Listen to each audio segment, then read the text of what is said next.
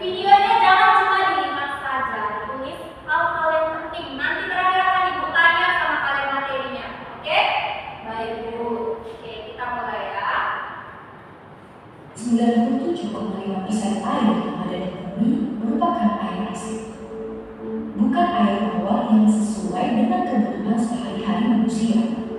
kalian ingin tahu lebih banyak mengenai air dan siklusnya, kalian bisa tonton di aplikasi Zemil.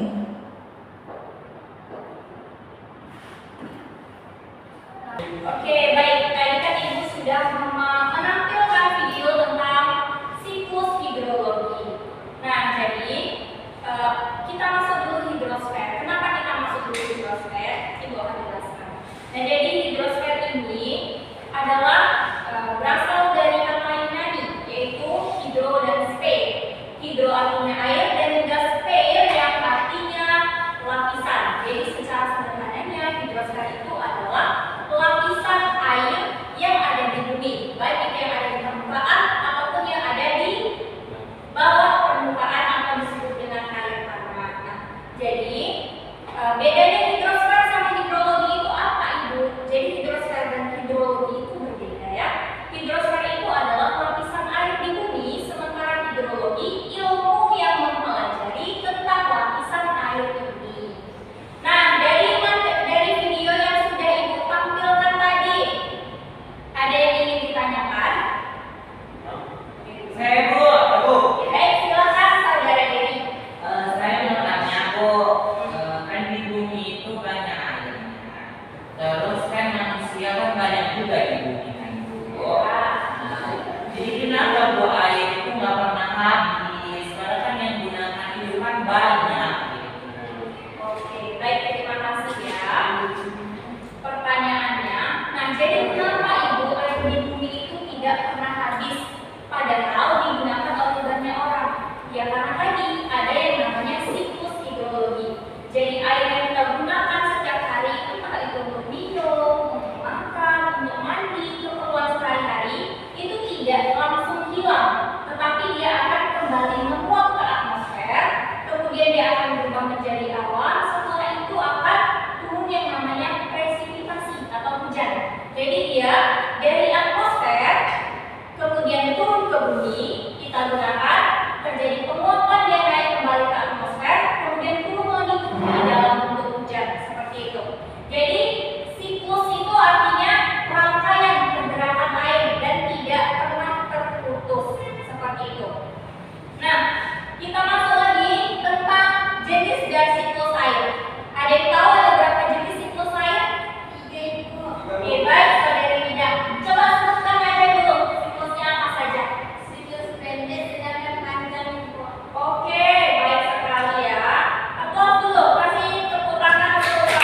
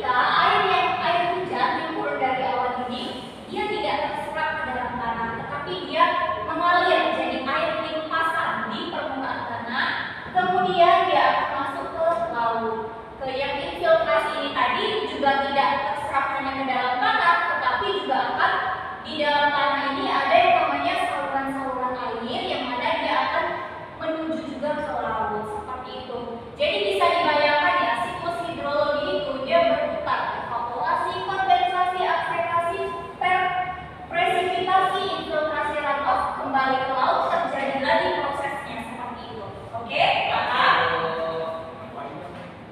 Nah, selanjutnya ini kita pakai siklus panjang, ya. Siklus panjang. Oke, kita mulai juga.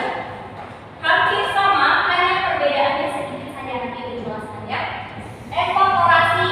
Pertama, air akan mengalami penguapan, berubah menjadi awan yang disebut kondensasi. Oke, setelah itu akselerasi. Apa maksud akselerasi ini? Awan yang bawa angin. Oke, bagus sekali ada hitungan ya. Jadi awannya bergerak ke bawah angin, kemudian di sini dia akan terjadi presipitasi, hujan ya.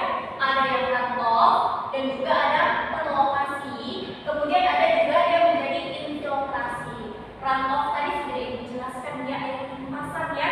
Jadi air hujan itu dia akan mengalir ke permukaan, kemudian jika infiltrasi dia akan masuk ke dalam tanah ya. Perlokasi juga sama, dia akan masuk ke dalam tanah. Nah, setelah dia mengalami hujan, awannya ini akan terbawa lagi, akselerasi lagi oleh angin.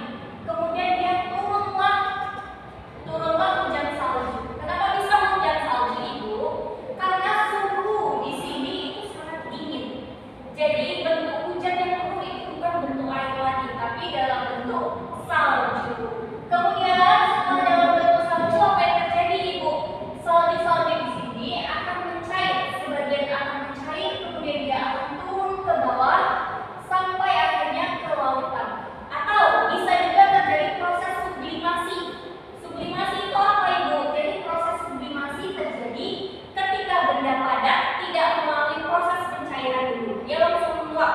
Benda padat menguap, itu disebut dengan sublimasi. Jadi sublimasi yang terjadi di sini adalah ketika es ini tidak melalui pencairan terlebih dahulu, tetapi langsung menguap ke atas. Seperti itu. Oke, paham?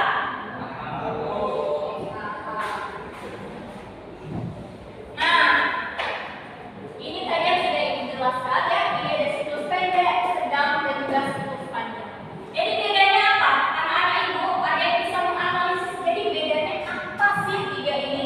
Toh ujung-ujungnya juga akan berubah menjadi hujan. Ada yang tahu bedanya? Kalau waktu proses itu Prosesnya ya, coba dulu. Anak Ibu Ipan coba dulu jelaskan seperti apa prosesnya tadi. kalau siklus ini kan Bu, prosesnya itu cenderung lebih singkat atau dia proses pendek ke laut. Jadi kalau misalnya dia soal hasil kiri, kan malah agak lama. Jadi jadinya itu kan di dalam tadi. Kemudian siklus panjang dia ada 2 kali